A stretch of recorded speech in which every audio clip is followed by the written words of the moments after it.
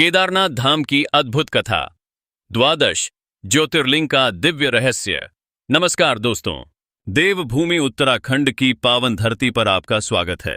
आज हम आपको लेकर चलेंगे भगवान शिव के उस दिव्य धाम में जहां आस्था, तपस्या और चमत्कार का अद्भुत संगम देखने को मिलता है।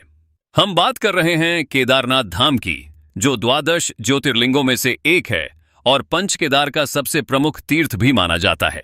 हिमालय की बर्फीली चोटियों के बीच समुद्र तल से लगभग 3 मीटर की ऊंचाई पर स्थित केदारनाथ धाम सदियों से करोड़ों श्रद्धालुओं की आस्था का केंद्र रहा है। यहां विराजमान शिवलिंग सामान्य गोलाकार नहीं बल्कि त्रिकोणाकार है, जिसे भगवान शिव की बैल रूपी पीठ का प्रतीक माना जाता है। पौराणिक मान्यता के अनुसार हिमालय के केदार शिखर पर भगवान विष्णु के अवतार नर और नारायण ऋषि कठोर तपस्या कर रहे थे। उनकी भक्ति और तप से प्रसन्न होकर भगवान शिव स्वयं प्रकट हुए। दोनों ऋषियों ने भगवान शिव से प्रार्थना की कि वे इस स्थान पर ज्योतिर्लिंग के रूप में सदा के लिए विराजमान रहें, ताकि आने वाले युगों में भक्तों का कल्याण होता रहे। भगवान शिव ने उनकी प्रार्थना स्वीकार की और केदारनाथ में ज्योतिर्लिंग के रूप में स्थापित हो गए।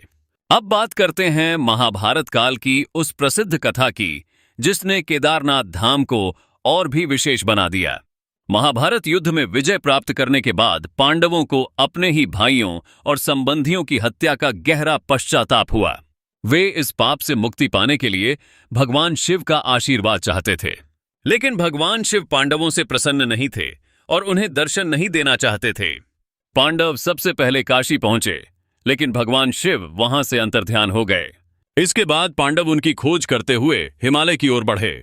अंततः भगवान शिव केदार क्षेत्र में पहुंचे और उन्होंने स्वयं को छिपाने के लिए बैल का रूप धारण कर लिया। वे अन्य गायों और बैलों के झुंड में जाकर मिल गए। पांडवों को संदेह हुआ कि यह साधारण बैल नहीं है। तब बलशाली भीम ने अपना विशाल रूप धारण किया और 2 पहाड़ों पर अपने पैर फैलाकर खड़े हो गए, ताकि कोई भी पशु उनके नीचे से निकल न सके। सभी गाय और बैल तो निकल गए, लेकिन भगवान शिव के रूप में उपस्थित बैल वहीं रुक गया। भीम ने उसे पकड़ने का प्रयास किया, लेकिन तभी वह बैल धरती में समाने लगा। भीम ने पूरी शक्ति से उसकी पीठ पकड़ ली। उसी क्षण भगवान शिव अपने वास्तविक स्वरूप में प्रकट हुए। वे पांडवों की अटूट भक्ति, दृढ़ संकल्प और पश्चाताप से प्रसन्न हो गए। उन्होंने पांडवों को उनके पापों से मुक्ति का आशीर्वाद दिया। तभी से केदारनाथ में भगवान शिव की बैल की पीठ के आकार वाली पवित्र पिंडी की पूजा होती है। कहा जाता है कि जब भगवान शिव बैल के रूप में धरती में समाये, तब उनके शरीर के विभिन्न अंग अलग अलग स्थानों पर प्रकट हुए। उनकी पीठ केदारनाथ में, भुजाएं तुंगनाथ में, मुख रुद्रनाथ में, नाभि मदमहेश्वर में और जटाएं कल्पेश्वर में प्रकट हुईं। यही 5 स्थान आज पंचकेदार के नाम से प्रसिद्ध हैं। वहीं भगवान शिव का मुख नेपाल के काठमांडू स्थित प्रसिद्ध पशुपतिनाथ मंदिर में प्रकट हुआ माना जाता है। केदारनाथ धाम केवल एक मंदिर नहीं, बल्कि श्रद्धा, तपस्या और भगवान शिव की अनंत कृपा का जीवंत प्रतीक है।